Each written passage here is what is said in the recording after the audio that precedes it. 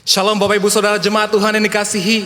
Setiap kita yang dikasihi Tuhan, sama-sama kita siapkan hati kita untuk meninggikan nama Yesus. Bahwa kita percaya ada kuasa di balik namanya. Ada kuasa di balik nama Yesus yang sanggup menyelamatkan, sanggup menyembuhkan setiap penyakit kita, segala kesulitan dan permasalahan kita. Yesus ada. Come on.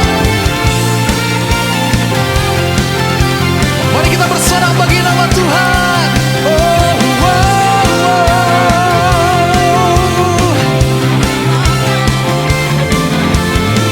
Dengan iman kita, dalam percaya kita, sama-sama kita panggil namanya. Namanya Tuhanku, menara yang teguh, kota benteng perlindunganku, Allah yang perkasa, Dia Bapa yang kekal, gunung batu keselamatanku. Engkau yang termulia di bumi di surga, termasyhur perkasa selamanya. Engkau yang berkuasa di dalam segala hal, ada kuasa dalam nama Yesusku. Terima kasih untuk kasih-Mu Yesus. Terima kasih untuk nama-Mu yang berkuasa. Kembali sama-sama kita katakan, come on. Namanya Tuhanku, menara yang teguh, kota benteng perlindunganku, Allah yang perkasa, Dia Bapa yang kekal, gunung batu keselamatanku. Engkau yang termulia di bumi di surga, termasyhur perkasa selamanya. Engkau yang berkuasa di dalam segala hal, ada kuasa dalam nama Yesusku. Engkau yang termulia di bumi di surga, termasyhur perkasa selamanya. Engkau yang berkuasa di dalam segala hal, ada kuasa dalam nama Yesusku.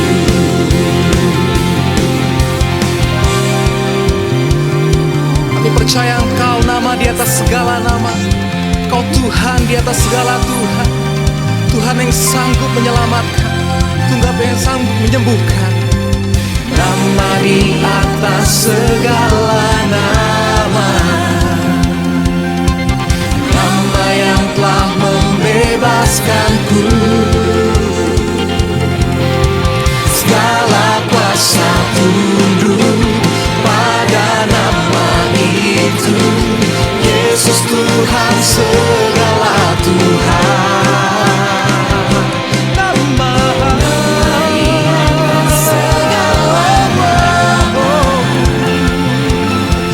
Nama yang telah membebaskanku.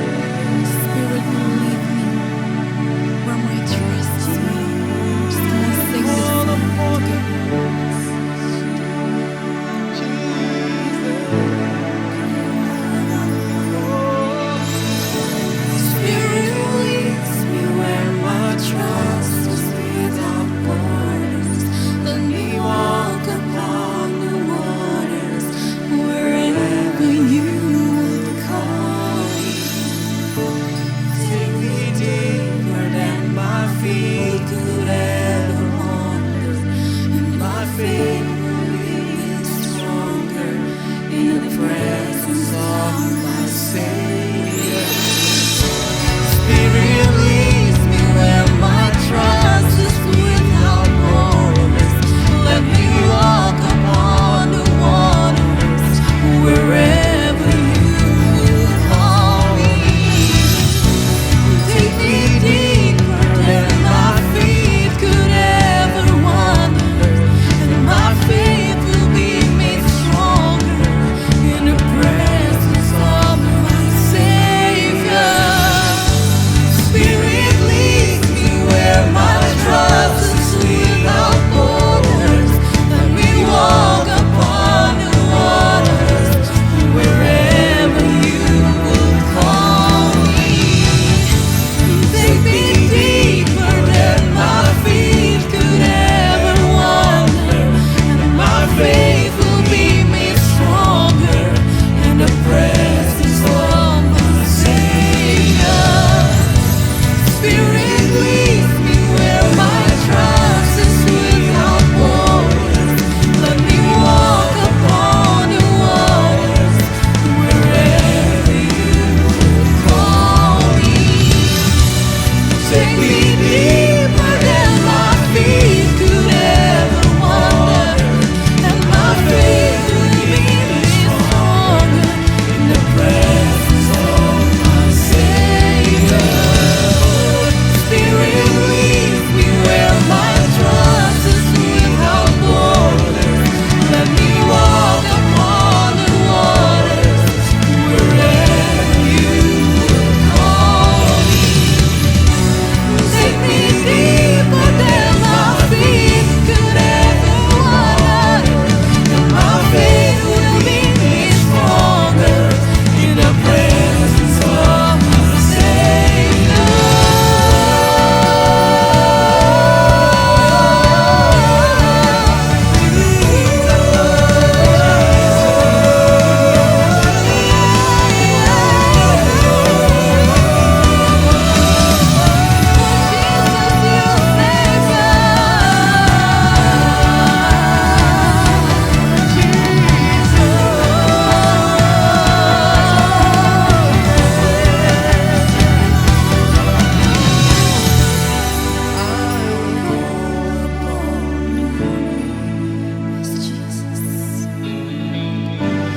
Keep my eyes above the waves. Lord Jesus, my soul rests on your grace. For I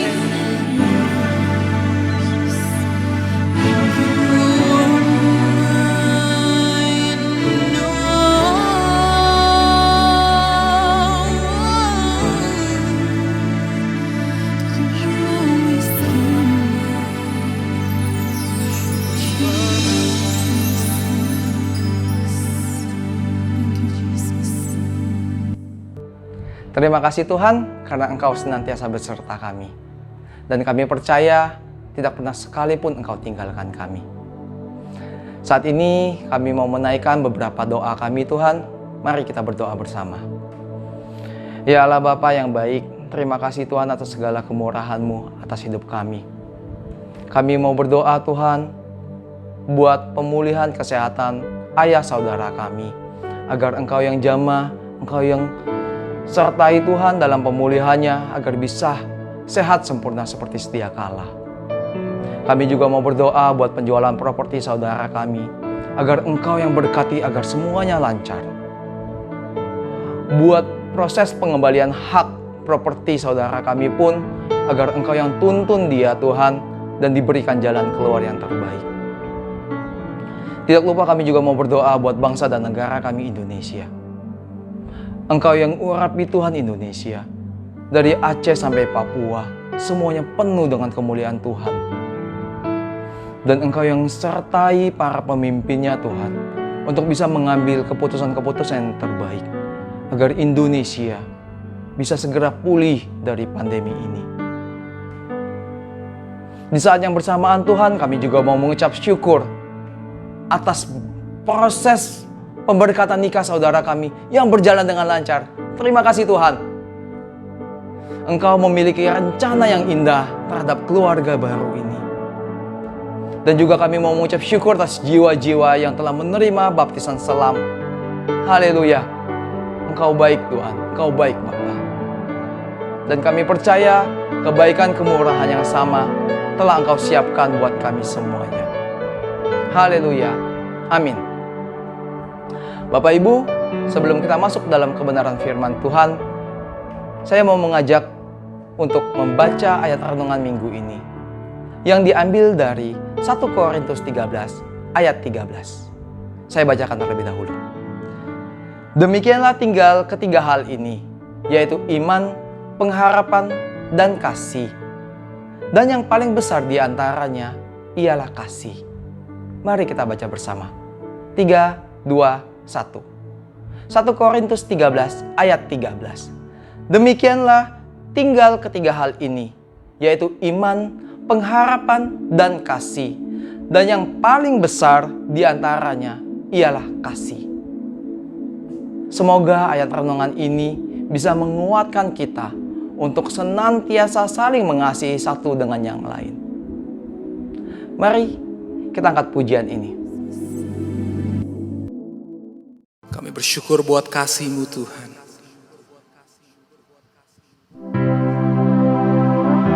Sebab kami tahu, kami percaya Engkau Tuhan yang turut bekerja dalam segala hal, dalam segala sesuatu untuk mendatangkan kebaikan bagi setiap kami yang percaya di dalam nama-Mu Yesus. Thank you Jesus. Thank you Father.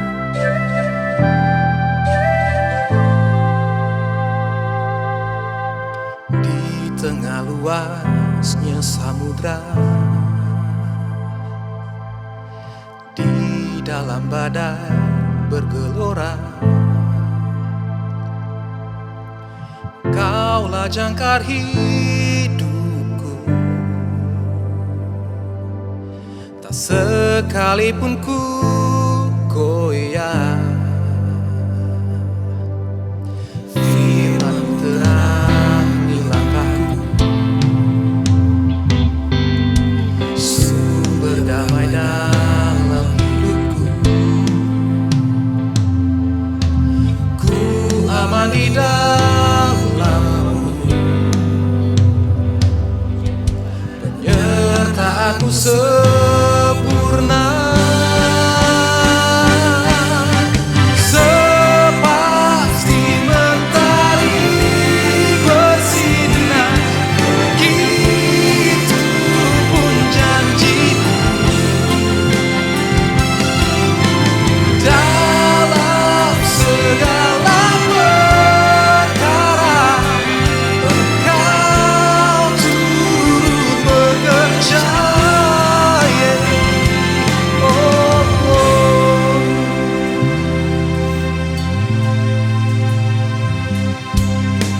Firman-Mu terangi langkahku, sumber damai dalam hidupku.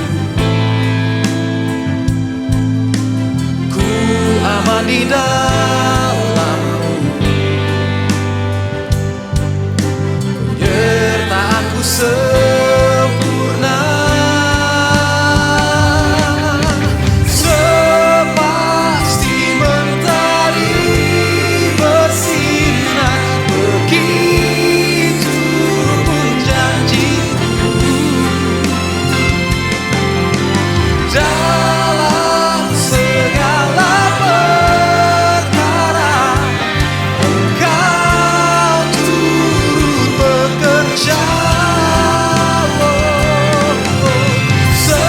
Sepasti mentari bersinar, begitu pun janji-Mu. Dalam segala perkara, Engkau turut bekerja.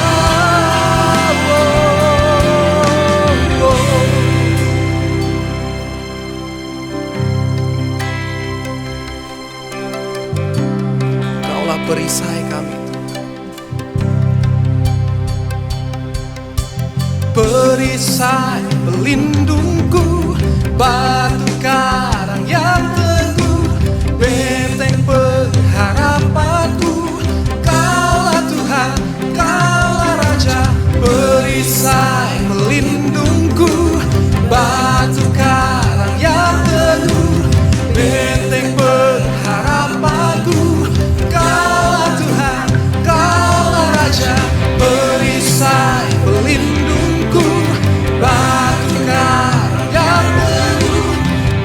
benteng pengharapanku. Kaulah Tuhan, Kaulah Raja, sepasti mentari bersinar, begitu pun janjimu. Dalam segala perkara Engkau turut bekerja, sepasti mentari bersinar, begitu pun janjimu. Dalam segala perkara Engkau turut bekerja, sepasti mentari bersinar, begitu pun janjimu. Dalam segala perkara Engkau turut bekerja.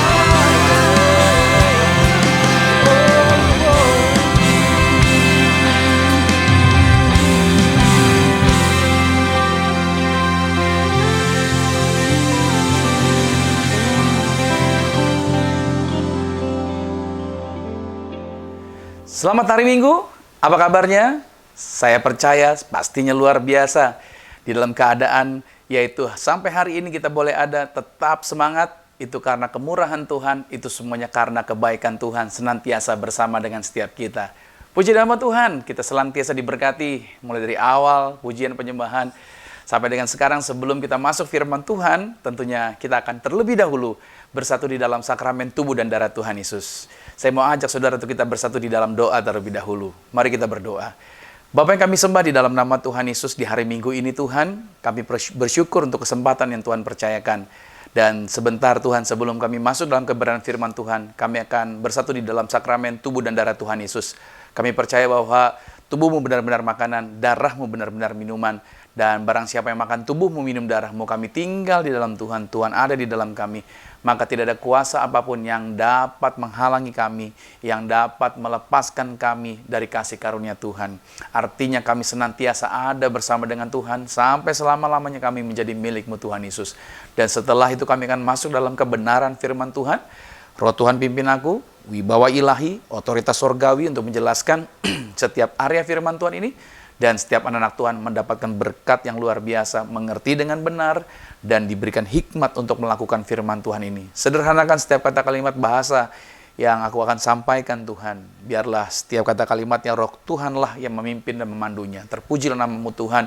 Dan aku berdoa, pasukan malaikat jagai kami, baik yang ada di rumah kami masing-masing melalui siaran ini dimanapun mereka berada. Roh Tuhan jamah.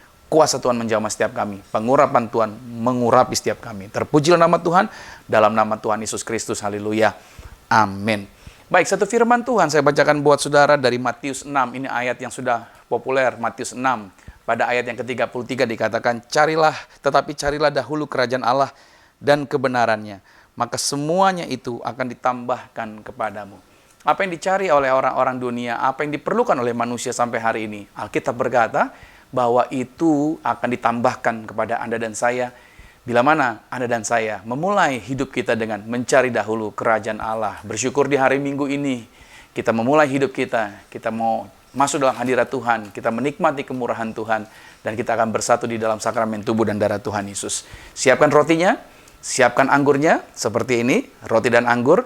Kita mau berdoa untuk rotinya terlebih dahulu. Baru kita berdoa nanti buat anggurnya. Mari bersama-sama dengan saya katakan, dalam nama Tuhan Yesus, inilah roti yang turun dari surga. Inilah tubuh Tuhan Yesus Kristus, tubuh yang tergantung di atas kayu salib.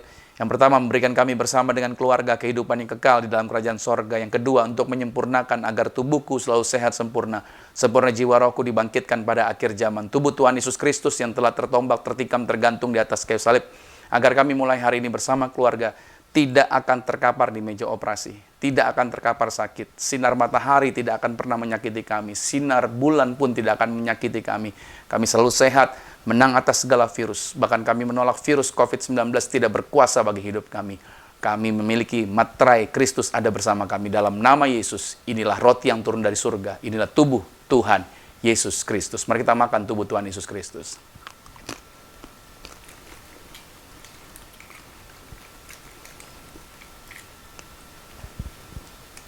Bersama kita mau angkat anggur ini, dengan iman kita ucapkan bersama-sama kata-kata doa kita. Dalam nama Tuhan Yesus, inilah darah Yesus Kristus, darah yang tercurah, darah yang tertumpah di atas kayu salib sebagai perjanjian yang baru dan yang kekal. Mulai hari ini bersama keluarga kami berjanji saling mengasihi, saling mengampuni, kasih mula-mula senantiasa ada di dalam keluarga kami. Oleh darah Yesus kami dimeteraikan menjadi warga sorga. Kami yakin dan percaya, punya rumah di sorga, punya rumah di bumi, tidak mengembara, dimanapun berada melangkah, selalu dijagai pasukan malaikat, bersama keluarga bebas dari maut. Yang ketiga, oleh bilur-bilurnya, oleh darah Yesus. Maka mulai saat ini kami dimeteraikan dari kepala sampai telapak kaki, menjadi warga sorga. Artinya kami percaya mulai hari ini tidak akan sakit-sakitan, menang atas setan-setan, menang atas kuasa gelap, bahkan segala rancangan orang jahat tidak berlaku bagi kehidupan kami. Dimanapun kami berdiri, tempat yang kami injak, tempat yang diberkati, apa saja yang kami pegang, yang kami kerjakan di dalam karir, bisnis, proyek, usaha, studi pelayanan kami, diberkati lipat kali ganda dari berkat tertinggi yang pernah kami raih. Kami menikmati kehidupan di bumi sama seperti di surga. Dalam nama Tuhan Yesus, inilah darah Yesus Kristus. Mari kita minum darah Tuhan Yesus Kristus.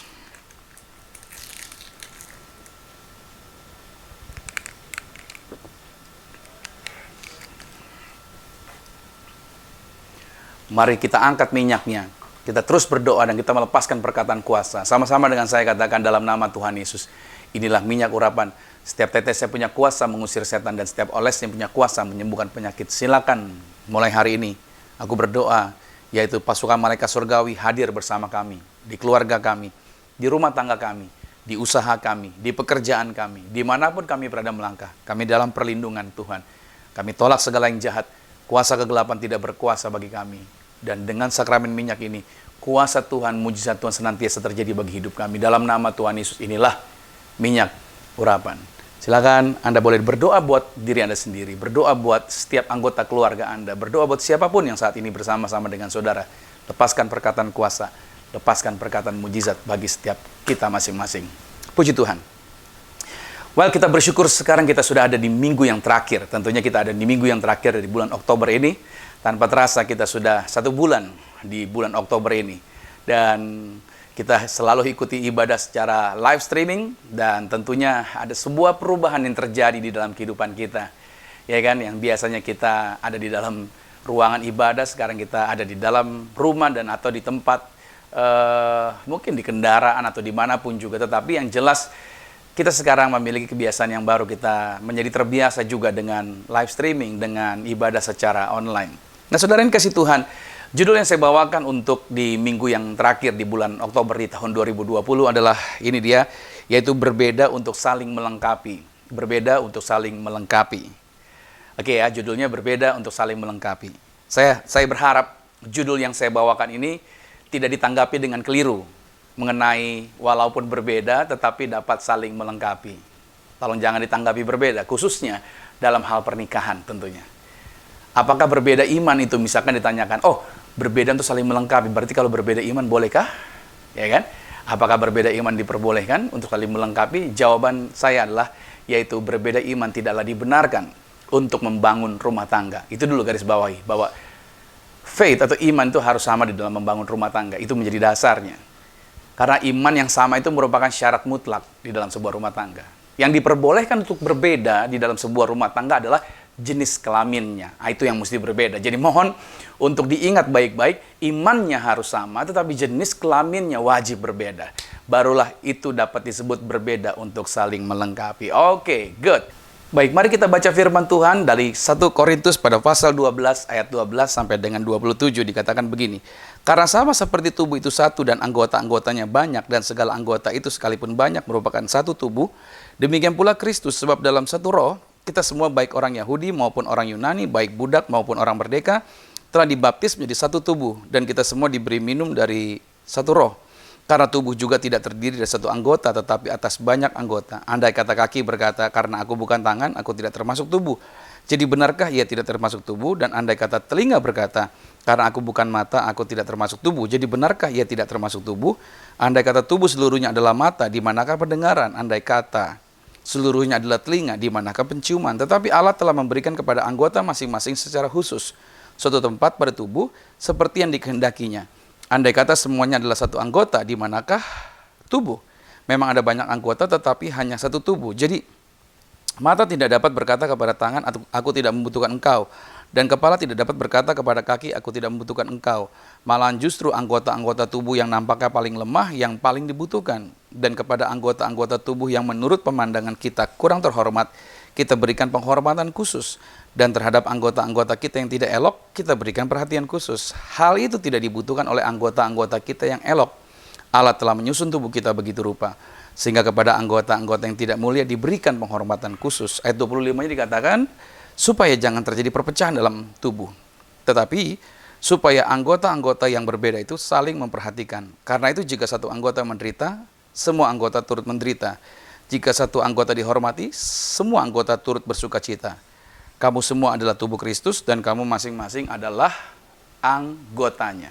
Nah, sedikit saya review pembahasan mingguan di bulan Oktober ini bahwa membangun kerjasama itu penting dalam mencapai suatu tujuan yang besar. Oke, itu di dalam awal minggu Oktober. Bahkan sebuah harapan yang kelihatannya sulit pun dapat terwujud ketika kita memiliki sikap yang mau bekerja sama dengan Tuhan. Dan ketika kita ada di ruang tunggunya Tuhan, kita perlu bekerja sama untuk meresponnya dengan tepat agar setelah melewati situasi ruang tunggu tersebut, kita dapat menjadi pribadi yang berbeda dalam bekerja sama dengan Tuhan. Nah, tentunya di sepanjang bulan Oktober ini kita benar-benar dibekali dengan pemahaman mengenai kerjasama. Pada perikop pembacaan firman Tuhan kita ini, saudara bisa lihat bahwa Rasul Paulus mengatakan kepada jemaat yang ada di kota Korintus mengenai kesatuan. Bahwa walaupun kita terdiri dari banyak anggota, tetapi kita ada di dalam satu tubuh yang sama. Contohnya dalam kehidupan sosial, kita terdiri yaitu dari berbagai pribadi yang unik dan berbeda-beda. Tetapi berada dalam satu kesatuan. Seperti misalkan kita di dalam satu keluarga. Kita berbeda-beda orangnya, tetapi dalam satu keluarga yang sama. Kita di dalam komunitas gereja. Orangnya banyak, berbeda-beda. Tapi kita dalam satu komunitas. Kita juga ada di dalam masyarakat dan di dalam negara kesatuan Republik Indonesia yang lebih luas lagi. Nah, Paulus sedang menjelaskan kepada jemaat yang ada di kota Korintus bahwa mengenai berbagai jenis karunia yang berbeda-beda kalau kita baca dalam teks dari pasal 12 ini. Tapi meskipun karunia itu berbeda-beda, itu berasal dari satu roh yang sama. Tuhan tidak berusaha untuk menyembunyikan dari kita kemampuan-kemampuan yang unik yang ada pada kita. Sebaliknya Tuhan ingin agar setiap kita mengetahui apa yang menjadi kemampuan kita dan bagaimana cara menggunakannya bagi kita masing-masing.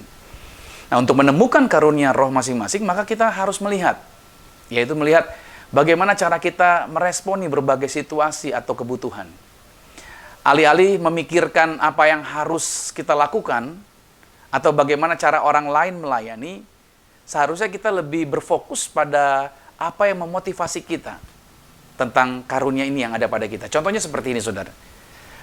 Bila kita memiliki hasrat untuk belajar firman Tuhan, kita pengen gali firman Tuhan, terus belajar, dan pengen membagikan apa yang telah kita pelajari, perhatikan, berarti dorongan itu ada dalam diri saudara. Kita mungkin memiliki karunia untuk mengajar. Apa yang saudara pelajari, pengen lagi saudara kasih tahu sama orang. Berarti saudara punya karunia untuk mengajar.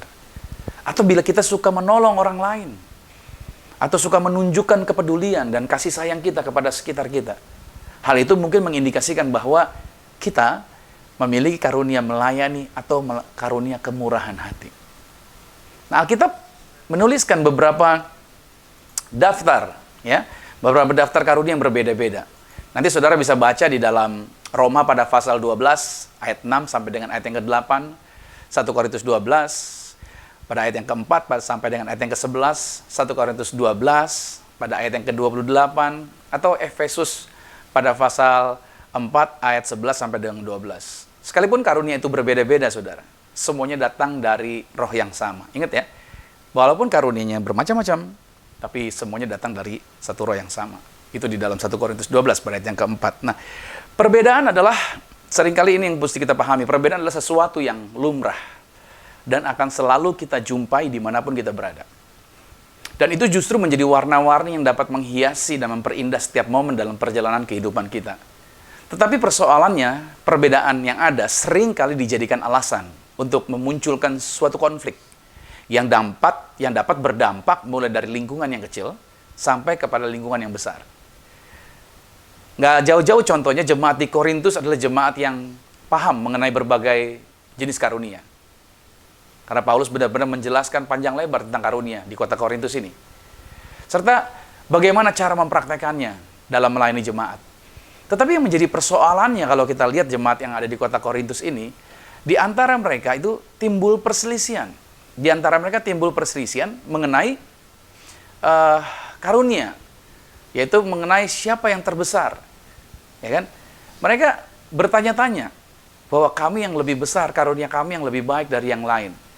Nah, saudara kasih Tuhan, harusnya ini bukanlah menjadi ciri orang-orang yang memahami tentang karunia. Perlu dipahami bahwa karunia disediakan itu untuk memperlengkapi orang-orang kudus bagi pekerjaan pelayanan, yaitu bagi pembangunan tubuh Kristus dalam melakukan pelayanan bagi jemaat. Sehingga jemaat dapat dikuatkan dan mereka dapat melihat kuasa Tuhan yang besar untuk dinyatakan di dalam kehidupan sehari-hari mereka. Dan sebuah ilustrasi mengenai kekuatan dari kesatuan ini akan menjelaskan, yaitu mengenai seekor belalang yang melompat melintasi ladang. Ketika cuma satu ekor, maka tampaknya tidak ada artinya belalang tersebut. Namun ketika belalang itu bergabung dengan belalang-belalang lainnya, menjadi sekawanan yang begitu banyaknya, maka kawanan belalang itu akan segera melahap semua tanaman yang mereka lewati.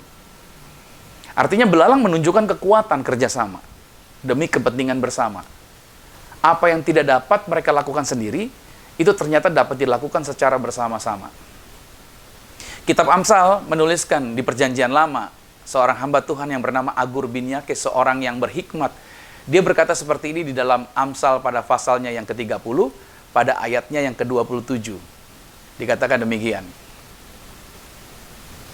Belalang yang tidak mempunyai raja, namun semuanya berbaris dengan teratur. Belalang nggak punya raja, tetapi mereka berbaris dengan teratur. Kita dapat memetik pelajaran dari makhluk kecil ini sebenarnya. Para pengikut Kristus yang bekerja dan berdoa, misalkan mengerti akan konsep ini, para pengikut Kristus bekerja dan berdoa bersama-sama, berkumpul bersama-sama, tentunya akan dapat membuat kemajuan yang jauh lebih besar bagi pekerjaan Tuhan daripada jika orang percaya masing-masing berusaha sendiri-sendiri.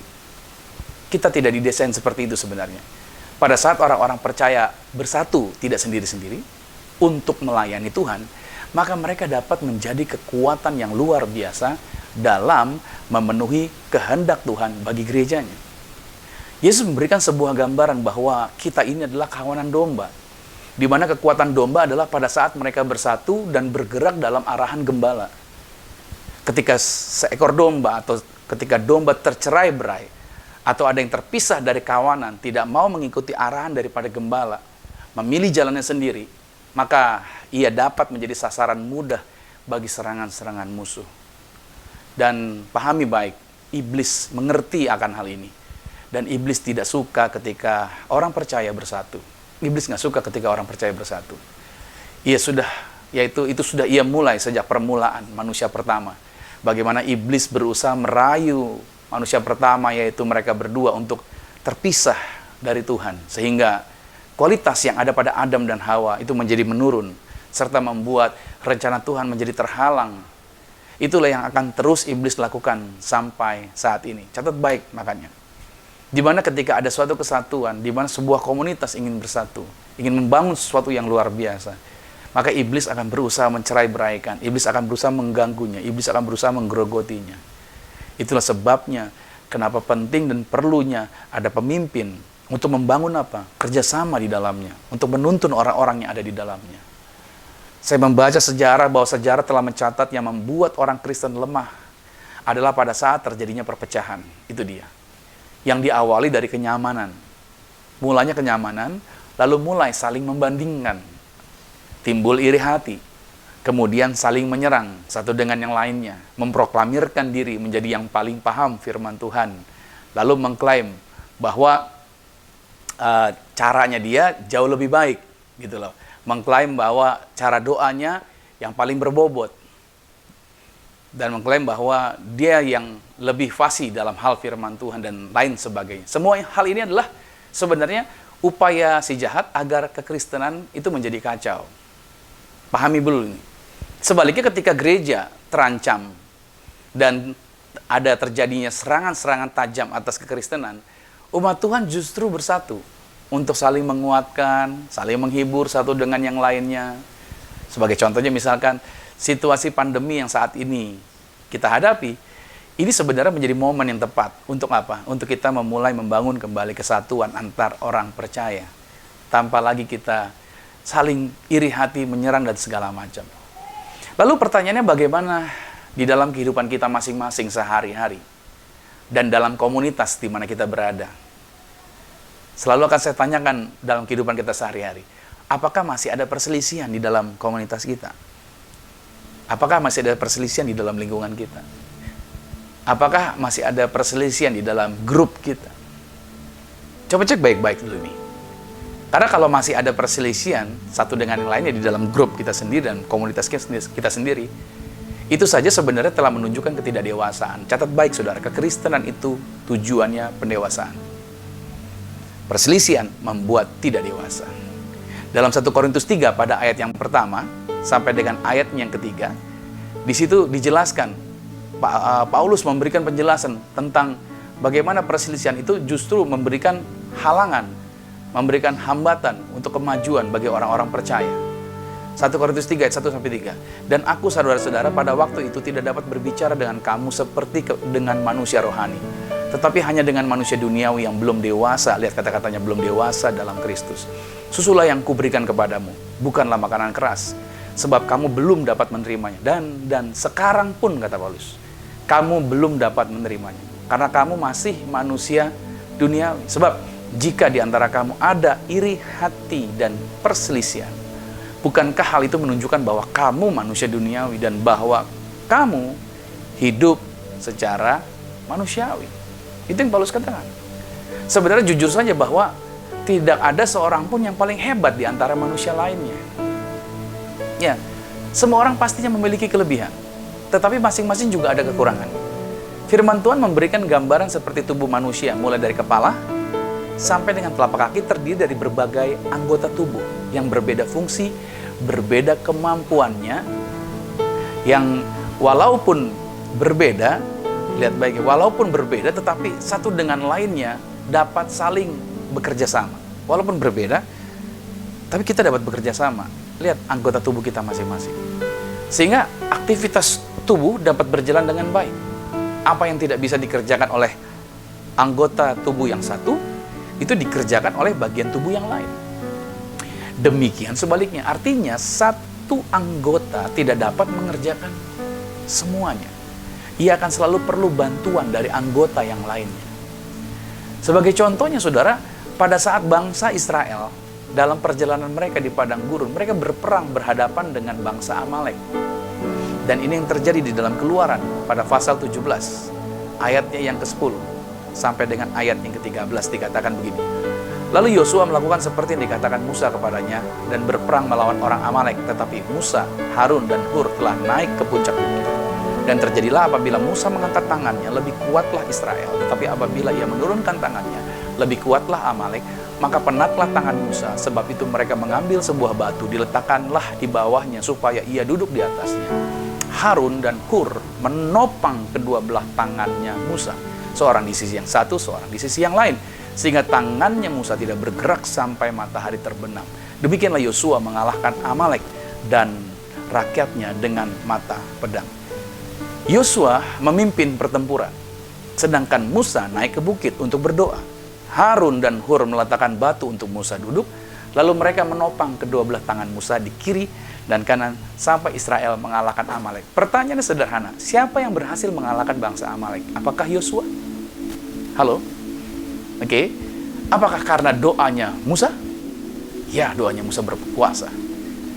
Tetapi ketika Musa turun tangannya, maka barisan Israel menjadi lemah, musuh yang lebih kuat. Lalu siapa yang membuat Musa bisa naik tangannya? Ada siapa? Harun dan Hur. Apakah karena Harun dan Hur maka bangsa Israel bisa menang? Tidak. Kalau tidak ada doanya Musa, ya tidak akan ada kemenangan. Tetapi kalau Musa cuma berdoa tanpa ada Yosua yang berperan, juga tidak akan ada kemenangan. Kalau hanya Musa yang berdoa tetapi tidak ada Harun dan Hur, maka tentunya akan turun naik dan turun naik, tidak pernah selesai-selesai. Tetapi dengan kekompakan Yosua, Musa, Harun dan Hur, mereka bersepakat untuk bekerja sama di dalam perbedaan yang ada pada mereka, justru kita bisa melihat hasilnya fantastik dan hasilnya menjadi luar biasa. Dari sini kita dapat melihat bahwa Anda dan saya, ya, kita semua orang percaya adalah anggota tubuh Kristus. Dan setiap kita telah dikaruniakan kemampuan serta talenta yang berbeda-beda untuk bekerja sama dan membangun terang Tuhan bagi dunia ini. Ketika kita didesain seperti ini, saudara, untuk bekerja sama, kita didesain bukan untuk juga bersaing satu dengan yang lainnya dan menyombongkan kemampuan yang ada pada kita, melainkan kita diperlengkapi untuk apa? Untuk saling menolong. Justru sebenarnya kalau kita diberikan kemampuan yang hebat, tujuannya adalah untuk membantu kekurangan yang ada di sekitar kita. Terkadang kita bisa memiliki keunggulan di bagian tertentu, tetapi kita juga dapat yaitu kelemahan atau lemah di area yang berbeda, di mana orang lainlah yang mampu mengerjakannya. Itulah sebabnya kita perlu saling bekerja sama dan saling untuk membantu. Ketika ada anggota tubuh yang mengalami masalah seperti sakit misalnya, tentunya saudara ngerti maksud saya. Maka anggota tubuh yang lain pun turut merasakannya dan membantu bagaimana anggota tubuh yang lemah tersebut untuk dapat dipulihkan. Tidak pernah anggota tubuh yang sehat membangun gosip untuk menjatuhkan anggota tubuh yang sedang bermasalah. Adakah seperti itu? Tubuh saudara, mata dengan tangan, ya kan, dan kuping, bagian tubuh yang lain sedang kompak membicarakan tentang kelemahannya kaki, gitu. Si kaki payah tuh segala macam, gini-gini segala macam. Mari kita jatuhkan. Apakah begitu? Tidak pernah. Saya kasih contoh sederhana, misalnya gini. Waktu kaki kanan saya sakit, saudara. Kaki kanan saya sakit, saya sulit berjalan. Maka bagian tubuh yang lain itu merasakan masalahnya, turut merasakan. Ketika kaki kanannya sakit, bagian tubuh yang lain malahan berusaha menyeimbangkan. Begitu setiap kali jalan agak susah, bagian tubuh yang lain berusaha menyeimbangkan dan berusaha mencari cara untuk menolong dan mengadakan pemulihan bagi kaki kanan saya yang sedang sakit tersebut. Ini yang saya sebut tadi, perbedaan yang saling melengkapi. Harusnya anak-anak Tuhan memahami akan konsep ini. Itulah sebabnya kenapa kita berbicara mengenai teamwork. Mengapa kita berbicara mengenai kerjasama. Tidak pernah ada keberhasilan seorang diri. Tidak ada yang namanya Superman. Yang ada yang adalah super team. Itu yang perlu kita bangun. Tujuan Tuhan membuat kita semua memiliki fungsi serta kemampuan yang berbeda-beda dalam satu tubuh Kristus. Sebenarnya adalah ini. Kenapa sih kita berbeda-beda diciptakan oleh Tuhan? Apa maksudnya Tuhan ciptakan kita berbeda kemampuan dan segala macam? Tujuannya yang pertama agar kita dapat tergantung satu dengan lainnya. Ya, agar kita dapat tergantung satu dengan yang lainnya. Agar jangan kita merasa bahwa orang lain yang bergantung sama kita. Tidak, kita jadiin juga perlu orang lain, gitu loh saudara. Kita memang diperlukan orang lain, tapi kita juga perlu orang lain. Anda perlu seorang hamba Tuhan yang berkhotbah. Ya, saya sedang membantu Anda. Tapi saya juga perlu bagian yang lain, dari orang lain. Saya bisa menyampaikan firman Tuhan, tapi saya butuh tim lain yang untuk membantu dalam pelayanan ini. Artinya apa? Kita berbeda-beda kemampuannya, agar kita bergantung satu dengan yang lainnya. Agar kita nggak merasa superior sendirian. Yang kedua, alasannya kenapa Tuhan memberikan fungsi serta kemampuan yang berbeda-beda, agar kita dapat bernilai satu dengan yang lainnya. Dengan kemampuan yang berbeda, sehingga semua orang jadi punya nilai. Tidak diremehkan, tidak direndahkan. Sehingga pada waktu kita memandang orang lain, orang tersebut akan kita pandang dengan nilai yang tinggi. Karena mereka memiliki kemampuan yang berbeda dari kita. Sekali lagi catat baik, kita nggak bisa punya kemampuan yang sama. Kita nggak punya kemampuan yang semuanya orang punya, kita punya. Tidak bisa. Jadi saya mau katakan, tujuan Tuhan yang kedua, kita diberikan fungsi serta kemampuan yang berbeda-beda agar kita dapat bernilai satu dengan yang lainnya.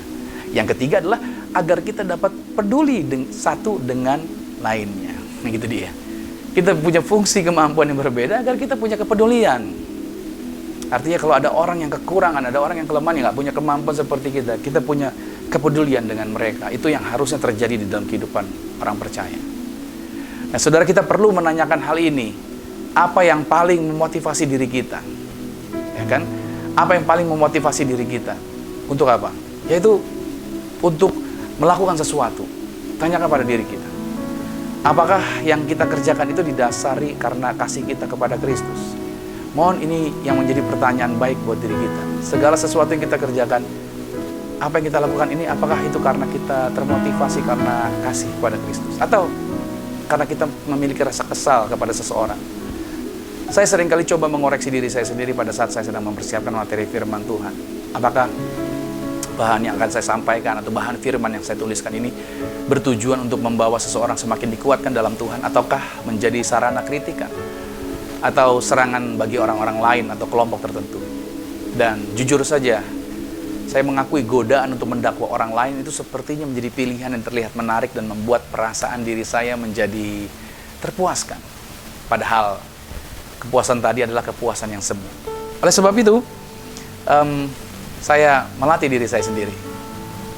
Saya menyadari bahwa itu bukan hal yang benar, itu bukan hal yang tepat.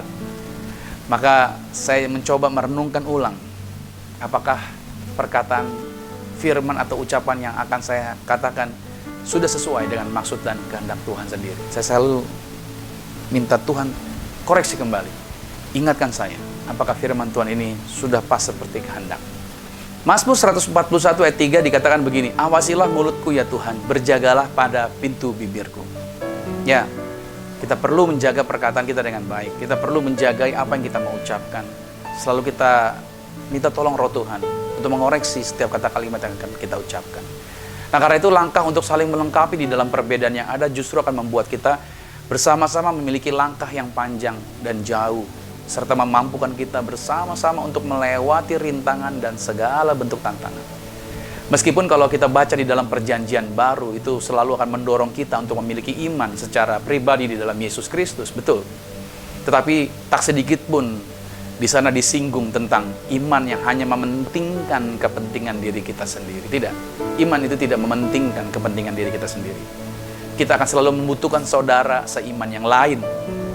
Dan sebaliknya, saudara kita pun membutuhkan kita. Nanti saudara bisa baca di dalam Ibrani pada pasal yang ke-10, pada ayatnya yang ke-24 dan ayatnya yang ke-25.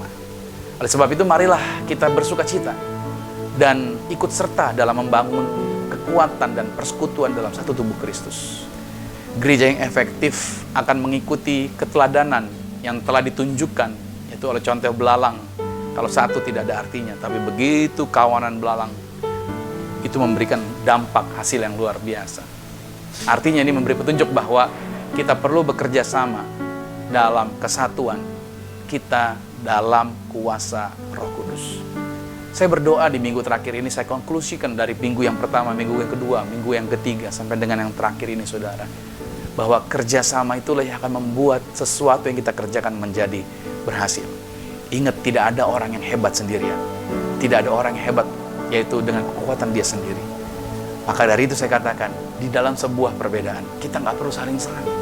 Oke, kita nggak perlu saling menjatuhkan. Di dalam perbedaan, justru kita harusnya mau bekerja sama membangun. Kita berpikir yang sama, dalam artian kita mau berjalan bersama. Kita tahu bahwa kita bisa berjalan jauh, dan kita bisa berjalan panjang, dan kita bisa menghasilkan sesuatu yang luar biasa. Saya closing dengan perkataan ini, saudara. Ingat baik, dengan bekerja sama, kita dapat melakukan lebih banyak daripada yang dapat kita kerjakan sendiri. Doa saya, saudara dikasih Tuhan, bekerja samalah. Di lokasi mana saudara berada, di tempat mana Anda tertanam, di tempat mana Anda dibangun, bekerja samalah. Walaupun ada perbedaan di sana, bekerja samalah. Karena justru dengan adanya perbedaan, itu akan membuat kita semakin tajam, membuat kita semakin hebat, membuat kita semakin luar biasa. Selamat hari Minggu. Dan Tuhan Yesus Kristus memberkati setiap kita. Amin. Mari kita berdoa. Terima kasih Tuhan Yesus, aku percaya bahwa kasih karunia, anugerah, berkat, pertolongan, mujizat Tuhan senantiasa ada bersama dengan kami. Terima kasih buat berkat-Mu, terima kasih buat pertolongan-Mu, terima kasih buat anugerah-Mu. Apa yang Tuhan sediakan begitu luar biasa. Roh Kudus, sekarang aku berdoa bagi setiap anak-anak Tuhan di tempat mereka masing-masing. Di dalam kehidupan mereka, aku berdoa, walaupun kehidupan yang kami hadapi, yaitu kelihatannya sulit, ada tantangan segala macam. Tapi satu hal yang kami percaya, Tuhan tidak pernah tinggalkan kami. Dan aku berdoa, dalam nama Tuhan Yesus, kasih karunia Tuhan melimpah, memberkati, menjamah, dan mengurapi. Maka saatnya Tuhan Yesus Kristus, kami berdoa buat bangsa ini juga diberkati. Setiap anak-anak Tuhan yang melayani juga diberkati Tuhan. Dan saatnya Tuhan Yesus, kami akan menerima berkat Tuhan. Kekasih Kristus arahkan hati, aminkan setiap berkat ini. Diberkatilah engkau di dalam usahamu, diberkatilah engkau di dalam yaitu pekerjaanmu, diberkatilah engkau di dalam studi sekolah kuliahmu, dan diberkatilah engkau di dalam pelayananmu. Apapun yang kau pegang kerjakan di dalam kekudusan, ingatlah perkara ini. Tuhan Yesus Kristus pasti buat engkau berhasil diangkat. Tuhan, kau naik ke atas bukan turun, jadi kepala bukan ekor. Aku berdoa sepanjang minggu, bulan, bahkan tahun ini merupakan minggu, bulan, tahun yang penuh berkat. Terimalah berkat anugerah dari Bapa di surga, cinta kasih di dalam Yesus Kristus, kekuatan penghiburan di dalam kuasa Roh Kudus, menyertai mengurapi setiap kita mulai saat ini, sampai Tuhan datang menjemput Anda dan saya, keluargamu dan keluargaku, kita semua sama-sama menjadi warga kerajaan surga yang percaya. Sama-sama kita katakan, amin. Haleluya. Selamat hari Minggu dan selamat menikmati berkat Tuhan yang luar biasa. Tuhan Yesus Kristus memberkati. Amin.